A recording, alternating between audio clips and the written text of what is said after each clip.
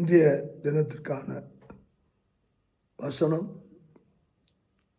பிரசங்கியின் புஸ்தகம் 3ஆம் அதிகாரம் 3ஆம் வசனம்.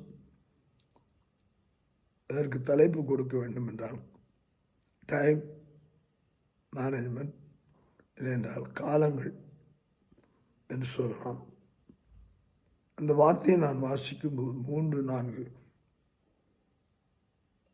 வசனங்களை நான் வாசிக்கிறேன்.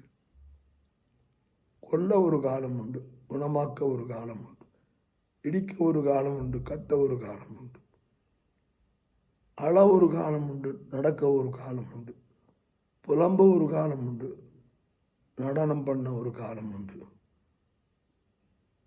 இப்படிப்பட்ட காலங்களை குறித்து ஆண்டவர் தன்னுடைய படைப்பிலேயே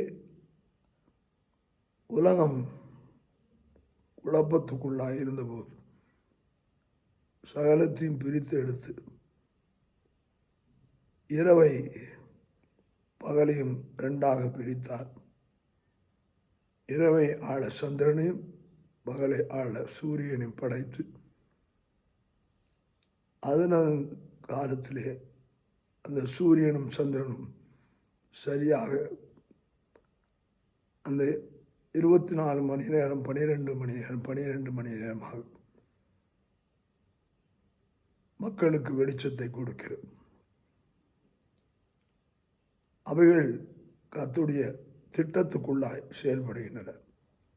அவ்வண்ணமாகவே தான் மனிதனும் தேவனுடைய திட்டம் மனிதனுக்கு கொடுக்கப்பட்ட வகையில் அந்த காலங்களில் அவன் சரியாக செயல்படும் போது வேதத்தின் அடிப்படையில் அவன் வெளிச்சத்துக்குள்ளாய் எப்பொழுதும் இருக்க முடியும். சரியான நேரத்திலே நிலத்தை பண்படுத்தி நல்ல நேரத்திலே காலங்களிலே விதைத்து அங்கே நீர்ப்பாய்ச்சி அந்த நிலம் வளர்ந்து வரும்போது ஏற்ற காலத்திலே அறுவடை செய்யும்போது அந்த அறுவடை காலத்திலே 100 மடங்கு பலனை பெறுகிறான்.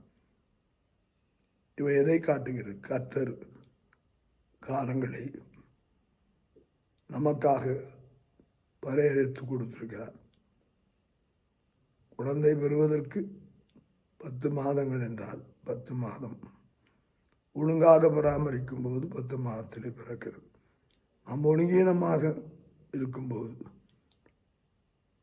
அந்த பிள்ளையினுடைய பிறப்பிலே சில தொய்வுகள் ஏற்படுகின்றன. அதே வண்ணமாக நம்முடைய வாழ்க்கையிலே வளர்ச்சி, உயர்வு, சுகம் எல்லாமே இந்த காலத்துக்கு உட்பட்டதாக இருக்கிறது.